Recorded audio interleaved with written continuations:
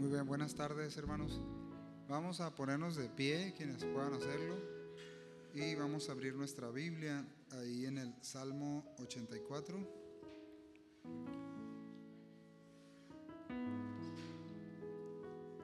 Salmo 84, famosísimo, muy conocido.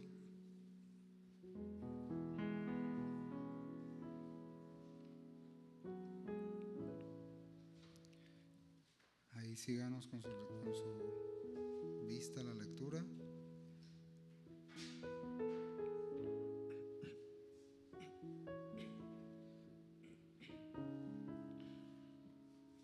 Dice, ponga mucha atención. Dice, cuán amables son tus moradas, oh Jehová de los ejércitos.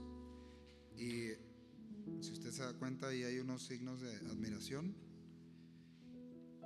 Cuán amables son tus moradas, oh Jehová de los ejércitos. Puedes ver que el salmista está expresando ahí con júbilo, ¿verdad? Con gozo, con alegría, no con pesar, sino con mucha alegría.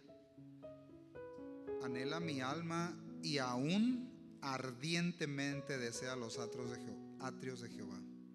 Mi corazón, ¿y qué dice? Y mi carne cantan al Dios vivo. O sea que se expresa con todo el cuerpo, ¿verdad? Aún dice, y miren la ilustración que usa del ave, ¿no? Aún el gorrión halla casa y la golondrina nido para sí, donde ponga sus polluelos, cerca de tus altares, oh Jehová de los ejércitos. Yo me imagino que estaba ahí en los atrios él viendo, ¿no? En la grandeza del atrio del templo, y en algún rinconcito por ahí viendo algunas aves, algunos gorriones haciendo nido, ¿no? Y él utiliza este lenguaje pues poético, diciendo, aún las aves se refugian aquí. Rey mío y Dios mío, bienaventurados los que habitan en tu casa, perpetuamente te alabarán. Y otra vez, bienaventurado el hombre que tiene en ti sus fuerzas, en cuyo corazón están tus caminos. Ese texto es muy profundo, hermanos. Bienaventurado, doblemente feliz, bendecido por Dios, alguien que ha recibido el favor y la gracia de Dios. Es el hombre que tiene en ti sus fuerzas, en cuyo corazón están tus caminos. Atravesando el valle de lágrimas lo cambian en fuente.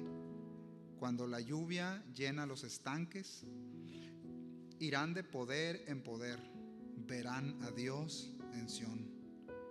¿Tú estás seguro? ¿Tú quieres ver a Dios, hermano?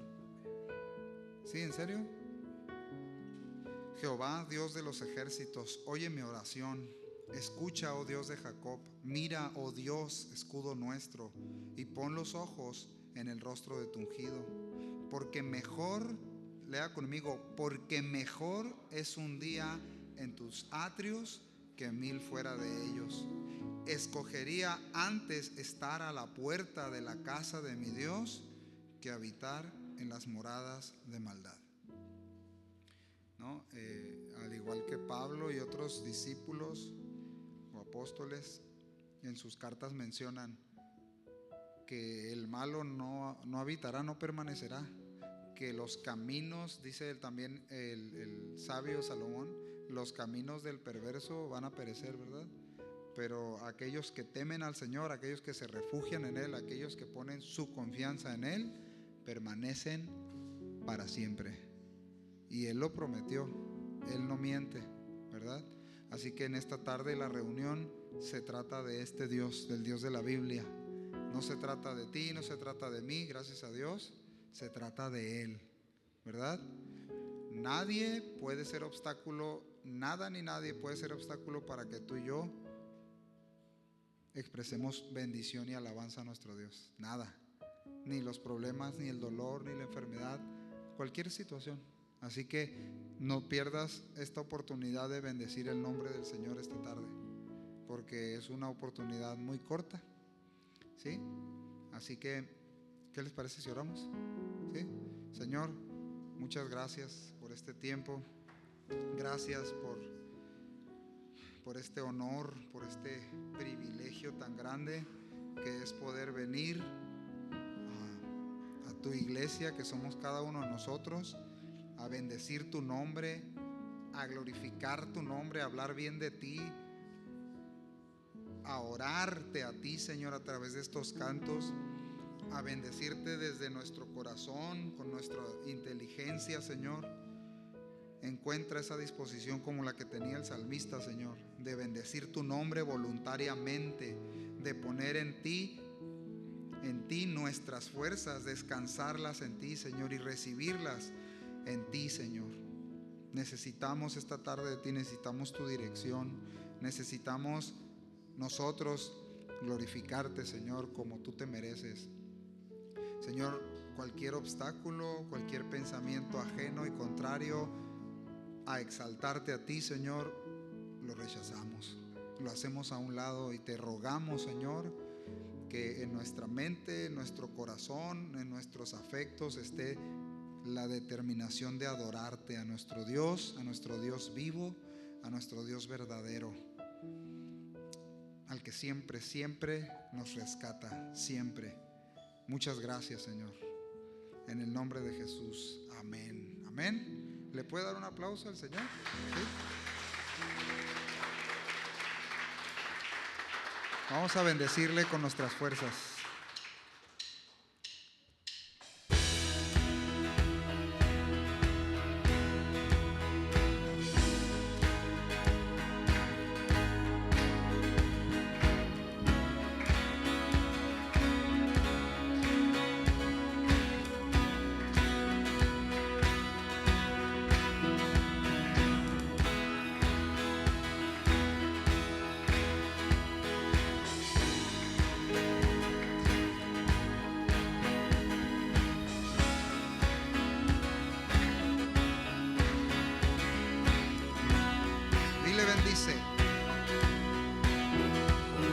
Bendice, alma mía, al Señor. Bendiga todo mi ser, su santo nombre. Bendice, alma mía, al Señor.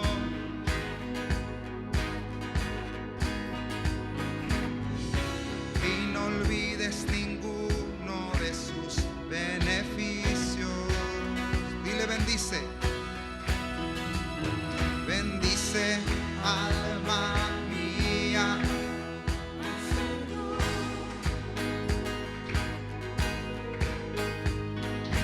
Bendiga todo mi ser, su santo nombre.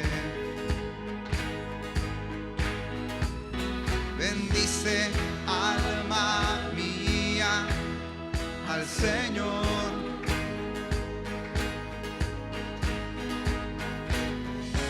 Y no olvides ninguno de sus beneficios.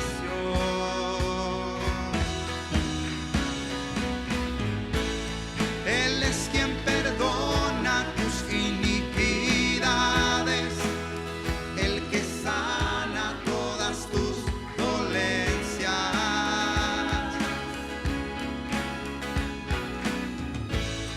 Él es quien rescata del hoyo tu vida y te corona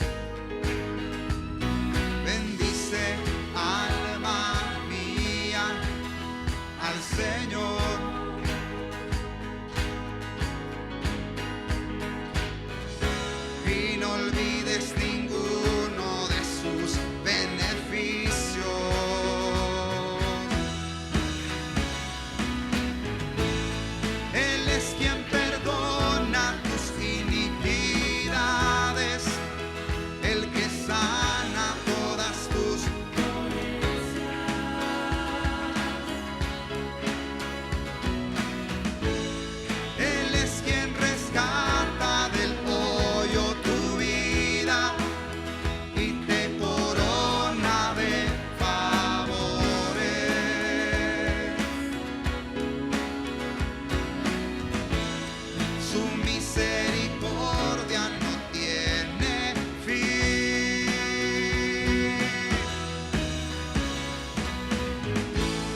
Él es el que sacia de bien tu boca y te renueva como el águila.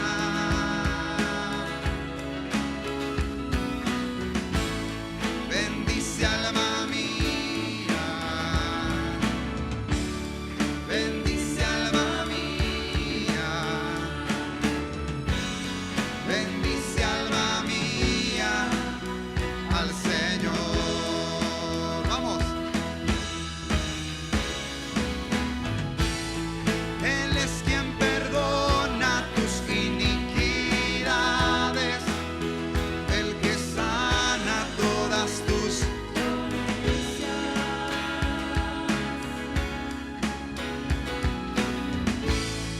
Él es quien rescata del hoyo tu vida y te corona de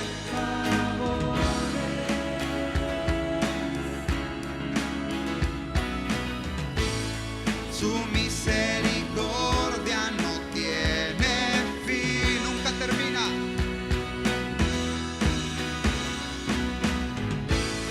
Él es el que sacia de bien tu boca.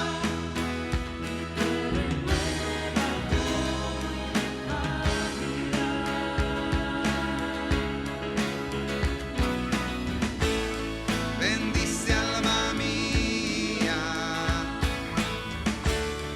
bendice alma mía, bendice alma mía al Señor.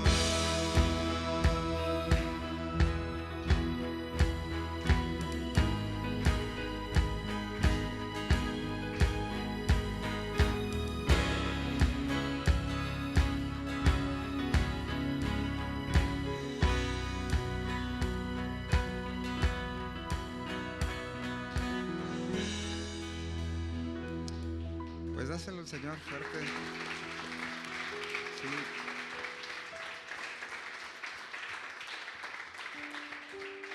Yo me acuerdo que cuando el Señor me alcanzó, una de las oraciones, pues yo aprendí a orar escuchando a otros, ¿verdad? También.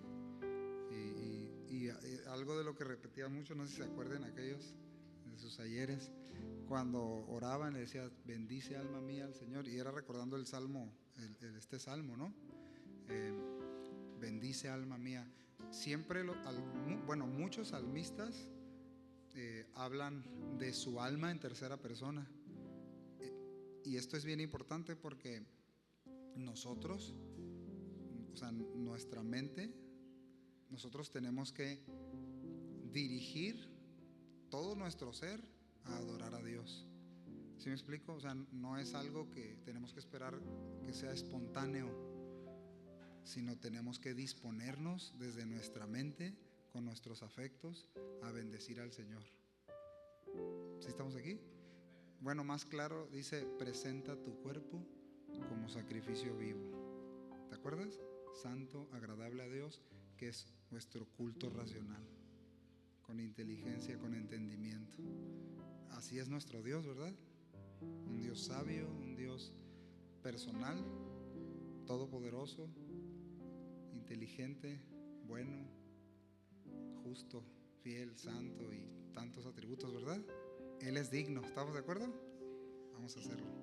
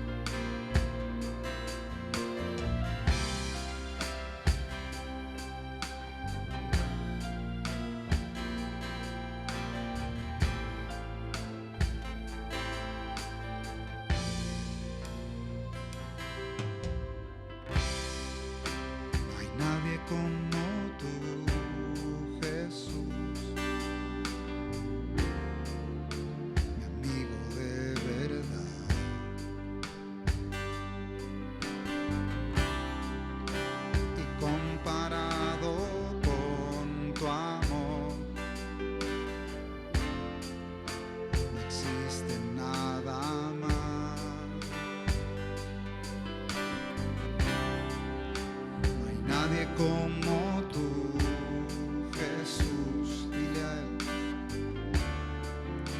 mi amigo de verdad.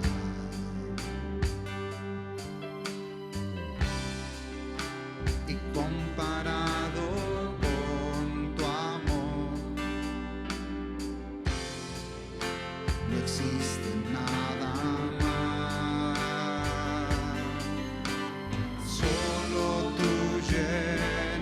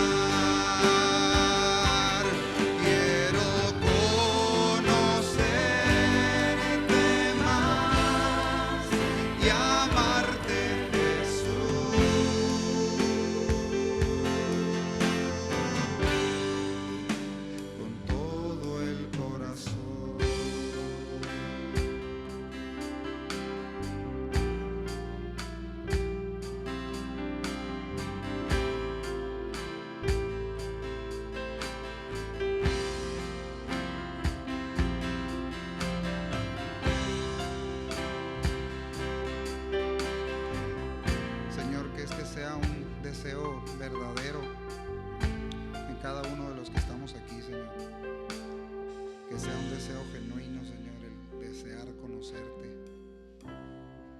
Conociéndote, Señor, es lo único que nos garantiza total plenitud de vida. Es lo único que glorifica al Padre. Es lo único, Señor, que bendice a los demás. Es lo único, Señor, mediante el cual podemos ser bienaventurados. Queremos conocerte, Señor. Queremos conocerte, Señor. No te lo estamos diciendo externamente, Señor. Queremos conocerte. Enséñanos.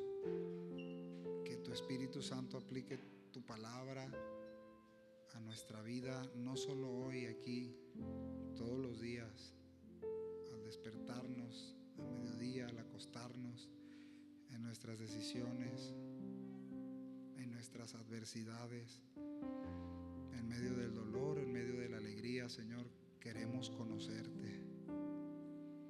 Amén y amén. Bueno, pues pueden tomar su lugar, hermanos.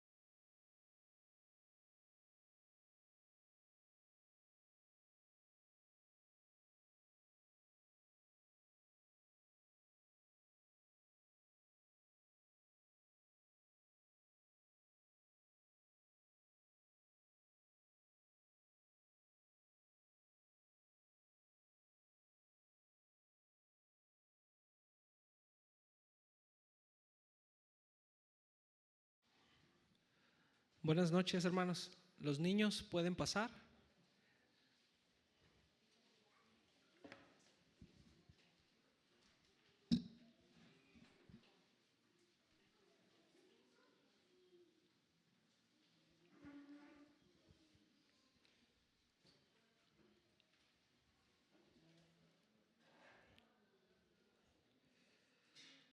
Qué hermoso es nuestro Dios, ¿verdad?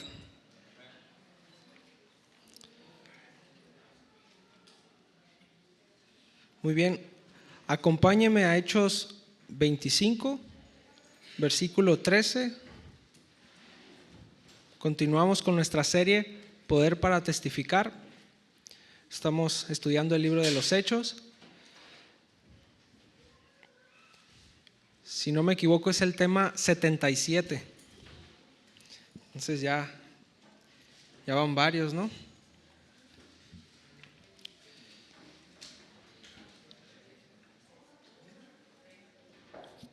Hechos 25, 13.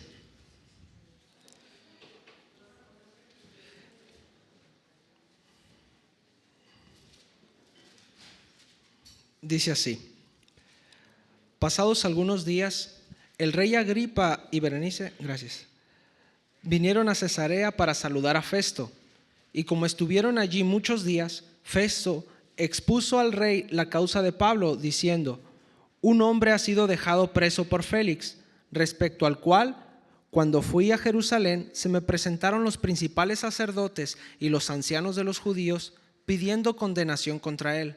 A estos respondí que no es costumbre de los romanos entregar a alguno a la muerte antes que el acusado tenga delante de a sus acusadores y pueda defenderse de la acusación.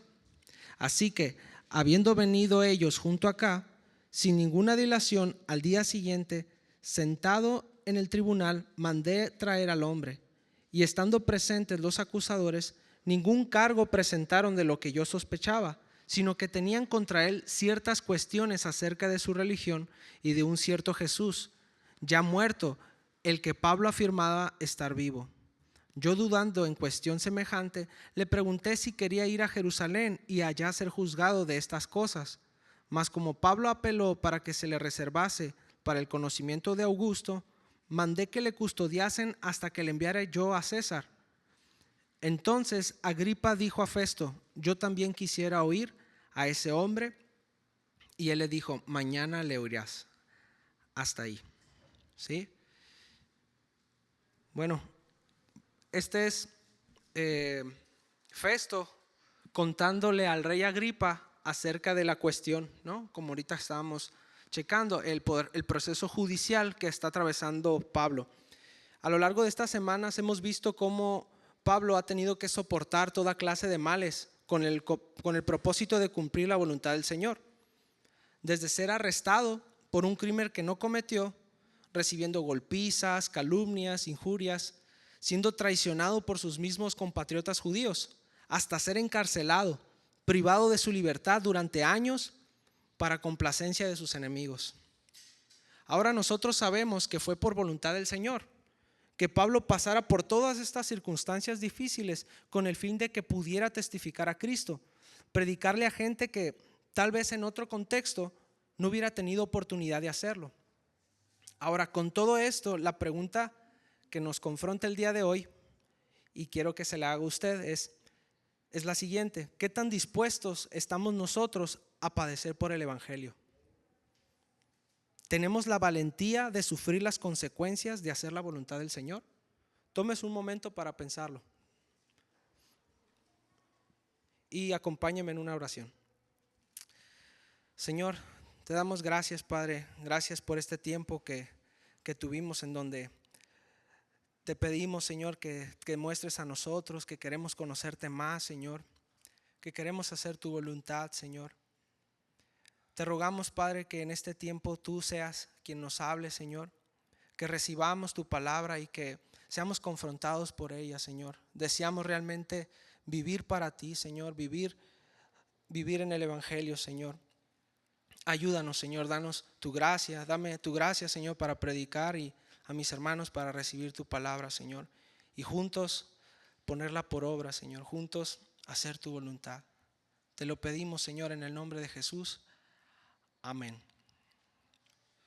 Muy bien, como mencionaba, Pablo está caminando bajo la guía del Espíritu Santo, siguiendo la senda que Dios trazó para él, cumpliendo con el llamado que Jesús le hizo en aquel día en que se interpuso en su camino rumbo a Damasco. ¿Sí se acuerdan? Bueno, el Señor está cumpliendo su obra en Pablo. Ahora él está encarcelado, ya que fue arrestado en el templo de Jerusalén. ¿Se acuerdan? Lo hemos visto en estas semanas. Pablo estaba en Jerusalén, en el templo, y unos judíos de Asia habían alborotado a los judíos de Jerusalén acusándolo de profanar el templo, de manera que los soldados romanos tuvieron que intervenir.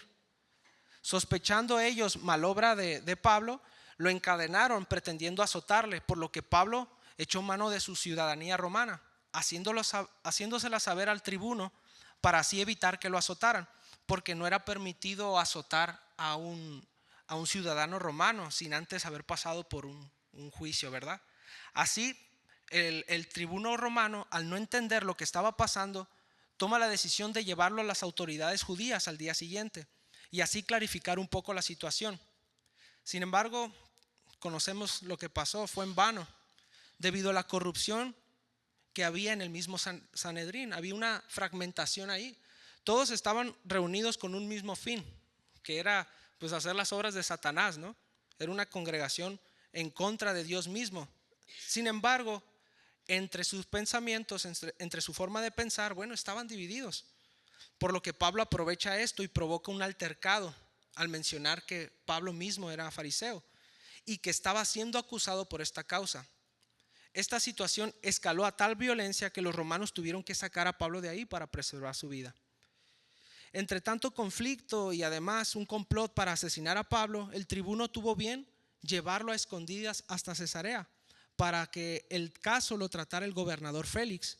Allí sus acusadores fueron y Pablo tuvo oportunidad de defenderse. Félix, al no encontrar crimen alguno en Pablo, lo mantiene en custodia con el fin de obtener algún soborno de Pablo para dejarlo en libertad.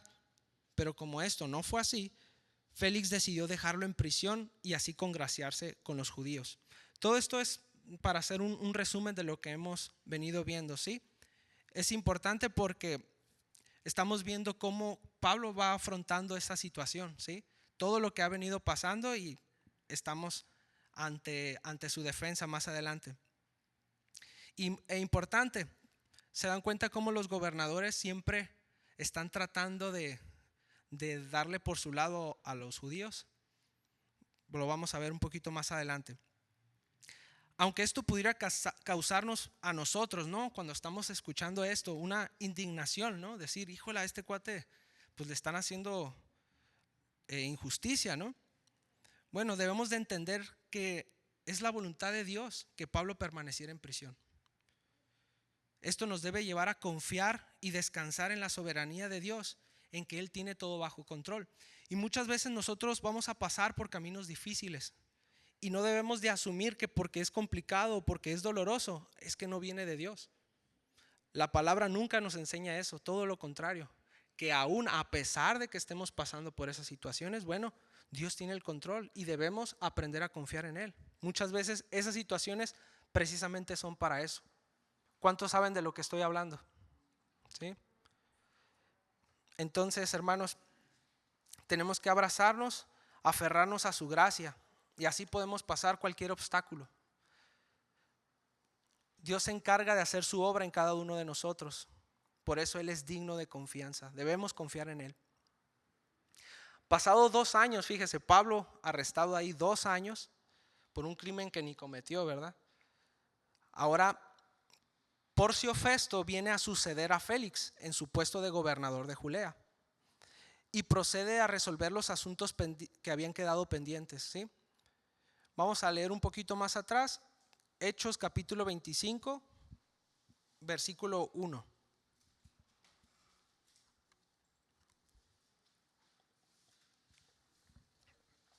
Lo voy a leer en la Nueva Traducción Viviente, ¿sí?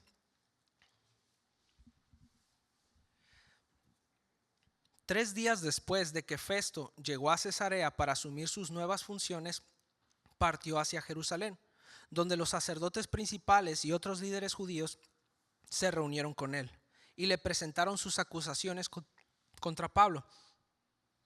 Le pidieron a Festo que les hiciera el favor de trasladar a Pablo a Jerusalén, ya que tenían pensado tenderle una emboscada y matarlo en el camino. Pero Festo respondió que Pablo estaba en Cesarea y que pronto él mismo iba a regresar allí.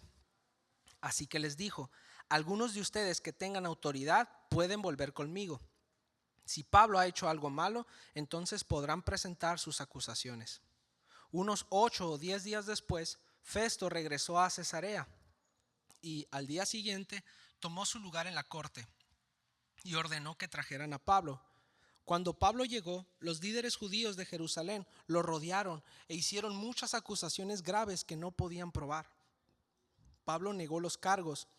No soy culpable de ningún delito contra las leyes judías, ni contra el templo, ni contra el gobierno romano, dijo. Entonces Festo, queriendo complacer a los judíos, preguntó: ¿estás dispuesto a ir a Jerusalén y ser juzgado ante mí allá? Pero Pablo contestó: no. Es la corte oficial romana, por lo tanto debo ser juzgado aquí mismo. Usted sabe muy bien que no soy culpable de hacer daño a los judíos. Si he hecho algo digno de muerte, no me niego a morir. Pero soy inocente. Nadie tiene el derecho de entregarme a estos hombres para que me maten. Apelo a César. Festo consultó con sus consejeros y después respondió: muy bien, has apelado a César y al César irás. Tremendo, ¿no? Ahora, Porcio Festo, al conocer este caso, se dio cuenta de que no era un asunto sencillo de tratar, por lo que buscó zafarse de alguna manera. Este caso ponía al gobernador entre la espada y la pared, por lo que buscó una salida fácil. Si Festo enviaba a Pablo a Jerusalén para continuar su juicio allá, muy probablemente los líderes judíos se encargarían de que Pablo fuera culpable. O de ser declarado inocente, los judíos lo matarían el primer momento que saliera de prisión. O tal vez ni siquiera permitirían que Pablo llegara vivo a Jerusalén. Por lo que de cualquier manera tendría contento a los líderes judíos y sería un dolor de cabeza menos para el gobernador.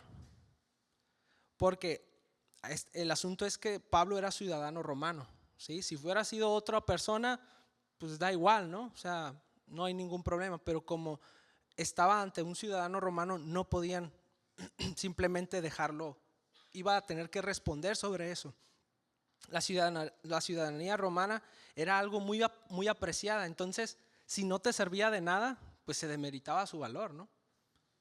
De hecho, estaban los esclavos, la gente que era gobernada del imperio, y luego estaban los ciudadanos romanos. O sea, eran un tipo de persona más valiosa, ¿no? En aquellos entonces. Entonces, Pablo, teniendo en cuenta esto y conociendo sus derechos, pues obviamente no accedió a eso. Ahora, se sabe históricamente que Félix fue un mal gobernante, ¿sí? No pudo hacer correctamente su labor. Festo, por el contrario, pues sí fue un poco más diligente. Pero independientemente de eso, debemos de tener algo claro y no es tan difícil de ver, ¿no? Todos los que están en el poder buscan su propio beneficio, ¿sí? Todos hacen lo que mejor les convenga, a menos a que Dios haga una obra sobrenatural en el ser humano, a menos a que Dios regenere a esa persona, pero el hombre está caído. El ser humano necesita al Señor. Por eso nosotros no debemos de poner nuestra esperanza en el político de turno. Esto solo nos acarreará a nosotros maldición. Como dice Jeremías capítulo 17 del 5 al 8. Se los leo en la Nueva Traducción Viviente.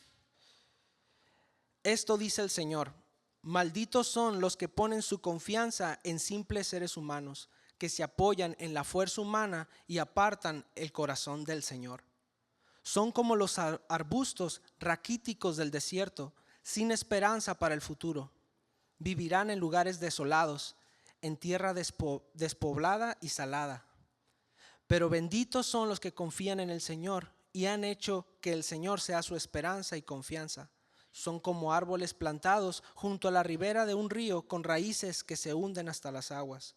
A esos árboles no les afecta el calor, ni temen a los largos meses de sequía. Sus hojas están siempre verdes y nunca dejan de producir fruto. Interesante, porque vienen sequías, ¿verdad? Viene el calor, pero ellos están firmes. Aquellos que confían en el Señor. ¿Cuántos confían en Él? Amén. Así que nosotros no debemos de confiar ni poner nuestra esperanza en el hombre, ¿sí? Sino en Dios. Ahora bien, la situación en Judea no era sencilla. Judea siempre fue una provincia muy complicada de gobernar. La gente no era fácil de complacer. Por ejemplo, Herodes el Grande nunca pudo ganarse a los judíos, a pesar de que Herodes remodeló el templo, ¿sí? Hizo unas remodelaciones muy impresionantes, pero ni aún así atrapó su corazón. En principio porque no era de sangre pura, es decir, él venía de un linaje edomita, no era judío. Además de que su conducta pues sí era bastante deplorable, era bastante desagradable, ¿no? Incluso mató a sus familiares para quedarse con el poder, un desastre. Si Dios lo permite, la siguiente semana ahondaremos un poquito más acerca de los Herodes, ¿no? Porque vemos un montón de Herodes en la Biblia y no sabemos, ¿no? Pues vamos a aprender un poquito de esto, porque sí se menciona un Herodes más adelante. Agripa era Herodes Agripa, ¿sí? En el Imperio Romano, el emperador designaba gobernadores para supervisar provincias, ya que al ser un imperio no tenía toda la fuerza militar en cada rincón del dominio. Es decir, no es lo mismo pues un estado, ¿no?, a todo un imperio. No podía estar repleto de soldados cada rincón. Entonces lo que hacían era, cuando gobernaban o cuando expandían su dominio, a quienes estaban gobernando allí les decían: bueno, tú vas a quedar, tú te vas a mantener ahí gobernando, pero nosotros nos vamos a encargar, te vamos a supervisar, ¿no? Entonces por eso vemos que hay reyes, pero también están los gobernadores, y el sumo pontífice, pues el César, la cabeza del imperio. Entonces Estos gobernadores se encargaban de administrar justicia, mantener el orden y recaudar impuestos. Ahora, cuando no lograban hacer esto, estos gobernadores pues eran depuestos, ¿no? Eran quitados de su puesto y había pues gran deshonra, ¿no? Como mencionaba, Judea era una provincia difícil de administrar, ya que había conflictos constantes debido al fervor religioso y a la resistencia de los judíos a ser sometidos. A diferencia de otros pueblos, los judíos lucharon por no asimilarse. No se asimilaron a otras culturas. Ellos pelearon por mantener su identidad a pesar de que el mundo se volvió griego. Ellos se mantuvieron incluso siendo monoteístas, ¿sí? Eso es algo que podemos incluso pues resaltar, ¿no? Y decir, bueno, seguir ese ejemplo. Sin embargo, aunque su intención parecía ser buena, su celo era carnal. Así que tenemos que tener cuidado nosotros con eso. Nosotros obramos por la carne o por el espíritu, hermanos. Aunque tengamos intenciones buenas, no, de verdad, convencidos, hermanos. Aunque tengamos intenciones buenas, nosotros debemos ser guiados por el Espíritu Santo, ¿sí? Porque con intenciones buenas no vamos a llegar a nada. El Señor desea guiarnos, el Señor desea dirigirnos. Entonces, estos judíos, con un celo de no perder su identidad, pues lo que hicieron es enfocarse en guardar lo exterior, ¿sí? Por lo tanto, fueron desechados por Dios porque no guardaron su corazón. Por eso vemos que Jesús constantemente reprende a estos líderes religiosos, ¿sí? Les llama hipócritas, sepulcros blanqueados. ¿Qué significa eso? Que están limpios por fuera, pero por el dentro su corazón no estaba recto. Esto nos llama también a nosotros la atención, ¿sí? Porque es muy fácil aparentar y es muy fácil tratar de embellecer el sepulcro, ¿no? Pero hay muerte adentro. Entonces, que el Señor nos ayude. Amén. Ahora, como mencionaba, gobernar Judea significaba un reto, un reto festo, significaba un festo, dije, ¿no? Bueno, él debía mantener el equilibrio entre respetar las leyes romanas y atender las demandas de los líderes judíos, ¿sí? Ahí tenía que estar lidiando con esas tensiones, ¿sí? El conflicto entonces en el que está envuelto el apóstol Pablo no era solo religioso, sino también político, por lo que Festo debía saber resolver el problema de una manera equilibrada. Por un lado, mantener sosegado el fervor de los judíos y por el otro, no llegar a faltar a las leyes romanas, castigando injustamente a un romano. Finalmente, la resolución a la que llegó Festo, después de haber consultado con sus consejeros, fue la de acceder a la petición de Pablo. Ahora Pablo irá a Roma, ya que apeló a César.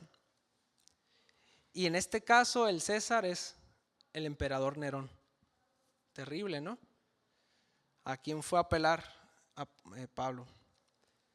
Para que no se sepan el final de la película, ¿no? El spoiler, se cree tradicionalmente que el apóstol Pablo fue decapitado por órdenes de Nerón, ¿sí? Pero bueno, Pablo no estaba allá con este hombre me va a librar, sino que acuérdense cuál era el llamado del apóstol Pablo o cuál era su intención en todos estos capítulos. ¿Para dónde quería ir? A Roma. ¿Y César dónde vivía? Allá en... ¿Dónde vive el César? No, en Roma. Ahora, versículos 13 de Hechos 25. Pasados algunos días, el rey Agripa y Berenice vinieron a Cesarea para saludar a Festo. Y como estuvieron allí muchos días, Festo expuso al rey la causa de Pablo, diciendo: un hombre ha sido dejado preso por Félix. Ahora bien, este rey Agripa es en realidad Herodes Agripa II, hijo de Herodes Agripa I, ¿sí? Agripa I fue quien mandó a matar a Jacobo, hermano de Juan, ambos discípulos de Jesús, apóstoles de Jesús. Además, este mismo encarceló a Pedro, que en esa noche fue liberado por un ángel, ¿sí? también en la Biblia se nos habla acerca de su repentina muerte como castigo por aceptar la adoración de los hombres como si Él fuese Dios. Esto lo vimos en Hechos capítulo 12, si se acuerdan. Voz de Dios, no de hombre, le decían. Y Él se glorió y dice que ahí un ángel tocó su cuerpo, y el historiador Flavio Josefo narra que efectivamente unos 5 días después murió en muchos dolores. Pero el castigo fue inmediato, pues el ángel lo tocó y ahí quedó. Entonces, este era el papá de Agripa II, ¿sí? Agripa II y Berenice son hermanos, hijos de Agripa I. Ahora, la relación entre Agripa II y Berenice era bastante controversial, ya que se decía que mantenían una relación incestuosa, lo cual te habla de la depravación que había y que hay hoy en día en las altas esferas de la sociedad. No es raro que de repente escuchemos cosas muy, muy turbias, ¿no?, de los que están en el poder. Precisamente aquí podemos hablar un poco acerca de la insatisfacción humana, ¿sí? Aquellos que tienen mayor alcance a riquezas, a bienes, a poder, a cosas que el hombre puede admirar, y cuando las obtiene, pues se dan cuenta que no llenan el vacío. Y muchos de nosotros quizás estamos anhelando, ¿no?, conseguir ese tipo de cosas, y es un engaño. El enemigo sigue manteniendo su engaño, haciéndonos ver el fruto, ¿verdad? Anhelándolo y diciendo van a ser iguales que Dios. Pues nosotros, bueno, en ese caso Adán y Eva ya eran como Dios. Pero bueno, ahora sí que nosotros le creemos a Dios o a la serpiente. De verdad, a Dios. Bueno, aún a pesar de eso, Dios quería diseminar su mensaje. Dios quería hablarles a Herodes, Agripa II y a Berenice. Dios quería también que escucharan el evangelio. Claro, Dios es misericordioso, pero también para que no haya excusas, para que nadie diga, no, a mí no se me dijo nada. Y bueno, era el llamado que el apóstol Pablo tenía.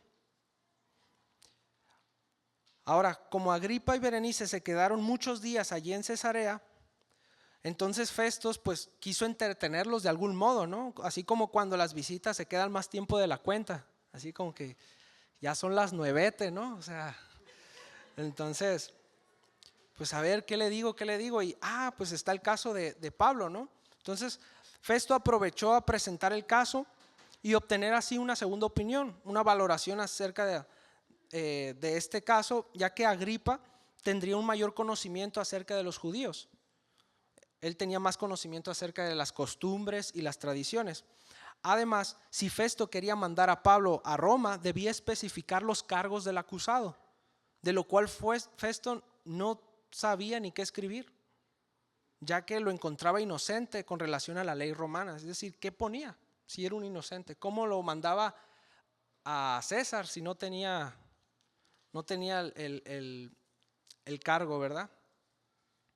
Versículo 14 de Hechos 25, déjenle tomo poquito.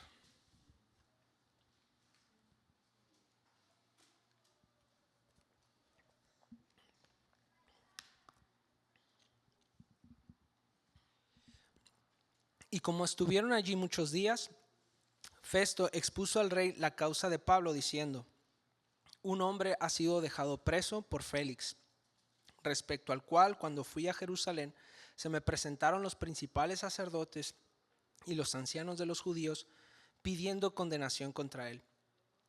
A estos respondí que no es costumbre que de los romanos entregar a alguno a la muerte antes que el acusado tenga delante a sus acusadores y pueda defenderse de la acusación. De hecho, nuestro hermano César la semana pasada mencionaba esto, ¿no? O sea, nomás cambió el gobierno y ahí están otra vez esos cuates, ¿no? ¿Por qué? Porque ¿qué había en el corazón de ellos, de los acusadores? ¿Sí? Ira, contienda, celos, ¿no? Versículo 17. Así que habiendo venido ellos junto acá, sin ninguna dilación, al día siguiente, sentado en el tribunal, mandé traer al hombre, y estando presentes los acusadores, ningún cargo presentaron de los que yo sospechaba, sino que tenían contra él ciertas cuestiones acerca de su religión y de un cierto Jesús ya muerto, el que Pablo afirmaba estar vivo. Yo, dudando en cuestión semejante, le pregunté si quería ir a Jerusalén y allá ser juzgado de estas cosas. Mas como Pablo apeló para que se le reservase para el conocimiento de Augusto, mandé que le custodiasen hasta que le enviara yo a César. Augusto y César es la misma persona, ¿no? Augusto César. Entonces Agripa dijo a Festo: yo también quisiera oír a ese hombre. Y él le dijo: mañana le oirás. Todo esto que dice Festo ya lo hemos escuchado, ¿no? Lo estamos repitiendo, pues es lo que aconteció en los capítulos pasados. Pero este resumen nos ayuda a conocer un poco de la perspectiva que tenía el gobernador acerca de este conflicto. Podemos analizarlo de la siguiente manera, ¿sí? Tenemos a un grupo que son los acusadores, los principales sacerdotes y ancianos judíos, o sea, los líderes de los judíos. Este grupo estaba enérgicamente buscando destruir al acusado, es decir, a Pablo. Sin embargo, no tenían los argumentos necesarios para poder ni siquiera retenerlo en prisión, mucho menos para darle muerte. Su mejor arma era la presión política y social que podían ejercer. Ellos tenían años echando manos de eso. Vamos a ver un ejemplo de esto en Juan capítulo 19, del 1 al 15, en la Nueva Traducción Viviente, se lee así. Si quiere ir allá, está bien. Juan capítulo 19.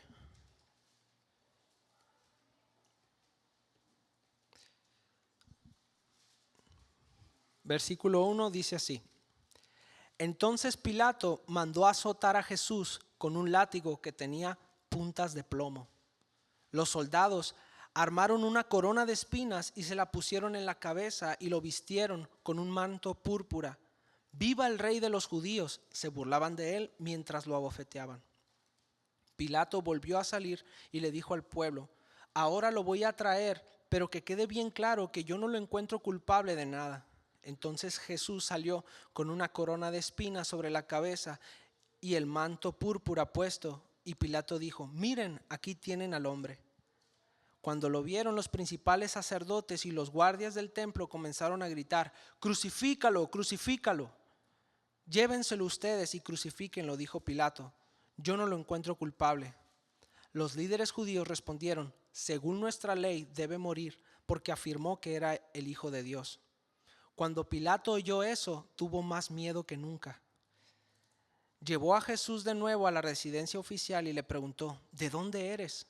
Pero Jesús no le dio ninguna respuesta. ¿Por qué no me hablas?, preguntó Pilato. ¿No te das cuenta de que tengo el poder para ponerte en libertad o para crucificarte? Entonces Jesús le dijo: no tendrías ningún poder sobre mí si no te lo hubieran dado desde lo alto. Así que el que me entregó en tus manos es el que tiene mayor pecado. Entonces Pilato trató de poner en libertad a Jesús, pero los líderes judíos gritaron: si pones en libertad a ese hombre, no eres amigo de César. Todo el que se proclama a sí mismo rey está en rebeldía contra el César. Fíjense qué astutos lo que están haciendo estos hombres. Ellos sabían utilizar la retórica, ellos sabían poner la situación a su favor. Cuando dijeron esto, Pilato llevó de nuevo a Jesús ante el pueblo. Entonces Pilato se sentó en el tribunal en la plataforma llamada El Empedrado, ya que el día de preparación para la Pascua, cerca del mediodía, y Pilato dijo al pueblo: miren, aquí tienen a su rey. Llévatelo, llévatelo, gritaban, crucifícalo. ¿Cómo dicen que yo crucifique a su rey?, preguntó Pilato. No tenemos otro rey más que el César. Le contestaron a gritos los principales sacerdotes. ¿Nos damos cuenta de lo que había en el corazón de ellos? Bueno, Satanás estaba ahí, ¿sí? Satanás estaba en su corazón. Tenemos este grupo entonces, ¿no?, con mucha influencia. Ahora tenemos un segundo grupo, que en este caso es un grupo de una persona, el acusado, ¿sí? Saulo, mejor conocido como el apóstol Pablo, quien fue perseguidor de la iglesia, que después se volvió en perseguido. Su ministerio fue muy efectivo con los gentiles, lo que causaba gran escozor entre los judíos. Pablo, al poseer la ciudadanía romana, goza de ciertos privilegios que él no duda en usar para, a medida de lo posible, librarse de ciertas injusticias que se dieron durante todo este proceso legal.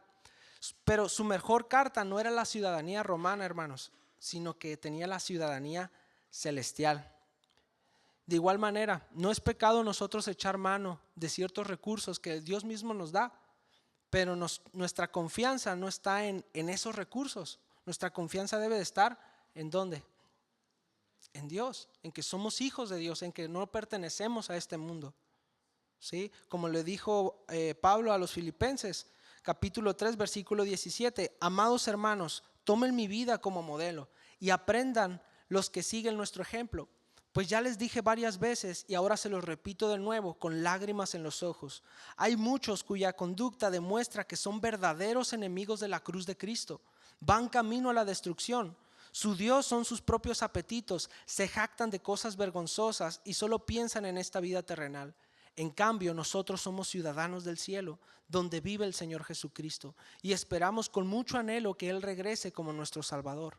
Él tomará nuestro débil cuerpo mortal y lo transformará en un cuerpo glorioso igual al de Él. Lo hará valiéndose del mismo poder con el que pondrá todas las cosas bajo su dominio. ¿Cuántos dicen amén? ¿Cuántos creen en esta esperanza? Bueno, Pablo estaba siendo acusado e igual en este mundo nosotros estaremos en esa posición si seguimos el pensamiento y la vida de Pablo. Por último, un tercer grupo, tenemos a los espectadores, le quise poner yo, ¿no? Que es el gobernador Festo, el rey Agripa, su hermana y todos los varones y militares prominentes que asistieron al juicio, que lo veremos más adelante. A ellos les será permitido escuchar la defensa de Pablo, en donde viene condensado su propio testimonio y el evangelio mismo. Ahora, si nosotros hacemos una lectura de lo que pasó en aquel entonces y lo que pasa hoy en día, vemos que la cosa no es muy diferente, ¿sí?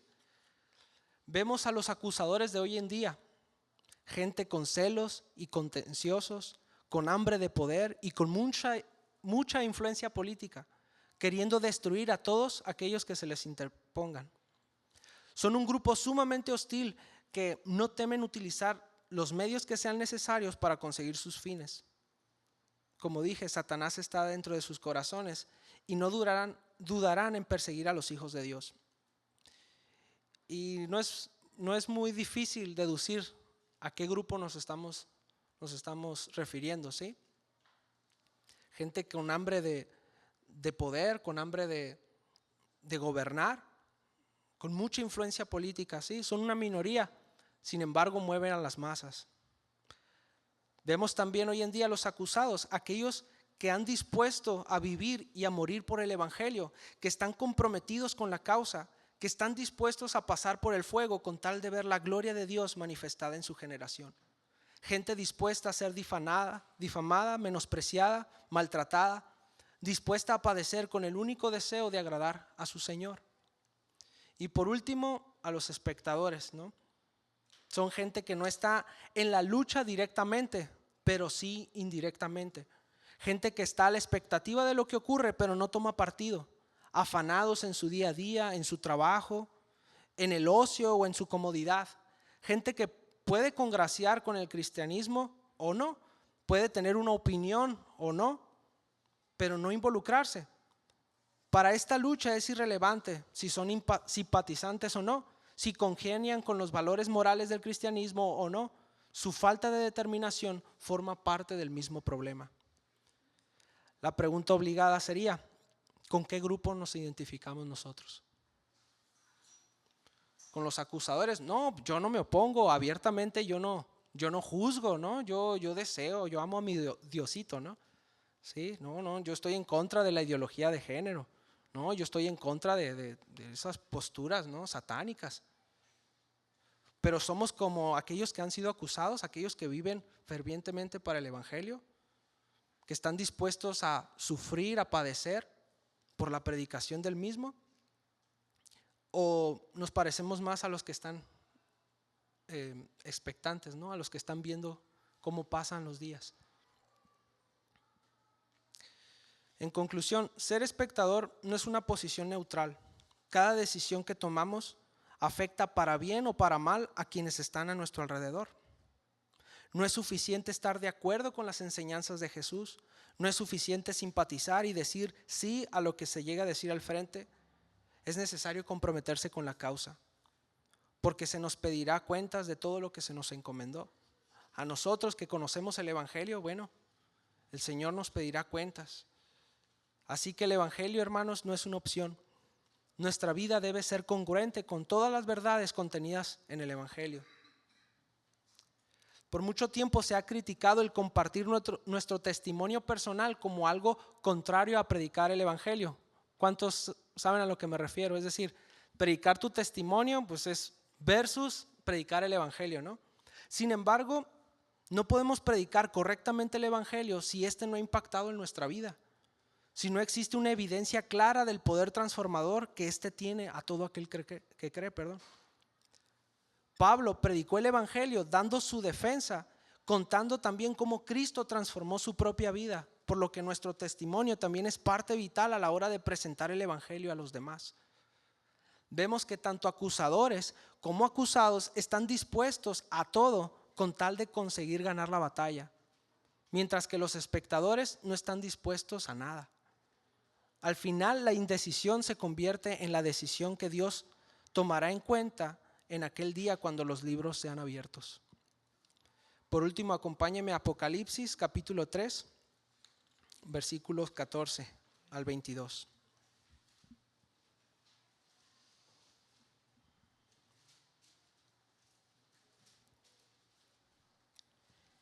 Escribe esta carta al ángel de la iglesia de la Odisea. Este es el mensaje de aquel que es el Amén, el testigo fiel y verdadero, el principio de la nueva creación de Dios. Dice Jesús: yo sé todo lo que haces, que no eres ni frío ni caliente. Cómo quisiera que fueras lo uno o lo otro. Pero ya que eres tibio, ni frío ni caliente, te escupiré de mi boca. Tú dices: soy rico, tengo todo lo que quiero, no necesito nada. Y no te das cuenta que eres un infeliz y eres un miserable, eres pobre, ciego y estás desnudo.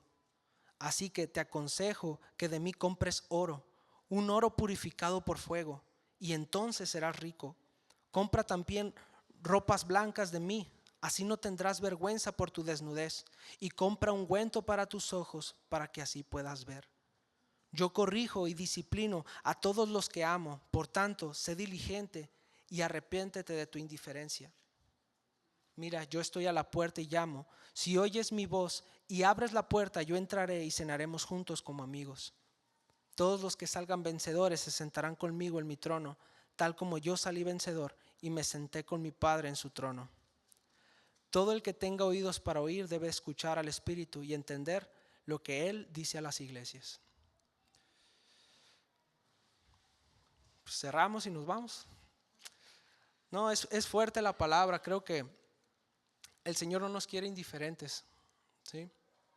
A lo largo de esta serie, Dios ha hablado a mi vida en ese aspecto, en que necesitamos como iglesia ser valientes, ¿sí? Y ser constantes en la predicación del Evangelio. El hecho de ver pasar los días y ver que nuestros hijos, ver que nuestra generación se está perdiendo, bueno, no deberíamos estar cómodos en esa situación. Más allá de tratar de hacer cosas, ¿verdad? Que el Señor nos dirija. Pero definitivamente estoy convencido que el Señor quiere llevarnos a que lo busquemos, a que nos acerquemos a Él, a que pidamos los recursos que Él nos quiere dar, ¿sí? ¿Oramos? ¿Sí, hermanos, o no? Okay. Señor, te agradecemos, Padre, por esta palabra que tú nos das, Señor. Nos admiramos de lo que tú dices, Señor, cómo eres tan preciso, Padre. Nuestro corazón, Señor, necesita más y más de ti. Necesitamos estar más apegados a tu palabra, Señor, a tu guianza, Señor. Que tu Espíritu Santo nos guíe, Señor, en todo tiempo. Ayúdanos a ser valientes, Señor, y diligentes en medio de esta generación que necesita escuchar de ti, Señor. Necesitamos reflejarte, Señor, con nuestras decisiones, con nuestra manera de vivir, Señor, y por supuesto con nuestra predicación. Todo va de la mano, Señor. Danos tu gracia, Señor, y si de alguna manera, Señor, tú nos hablaste, te ruego que no lo menospreciemos, Señor, o que simplemente continuemos de la misma manera, Señor. Ayúdanos, Señor, danos tu gracia este día y deseamos hacer tu voluntad, Señor. Bendice a mis hermanos, Señor. Te adoramos, Jesús, en el nombre bendito. Amén.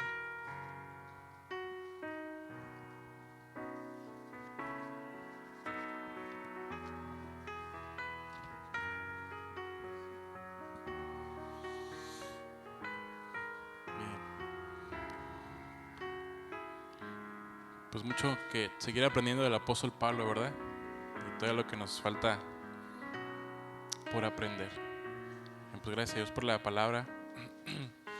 ¿Verdad que somos edificados cada que es expuesta, ¿no? Y recuerda cosas.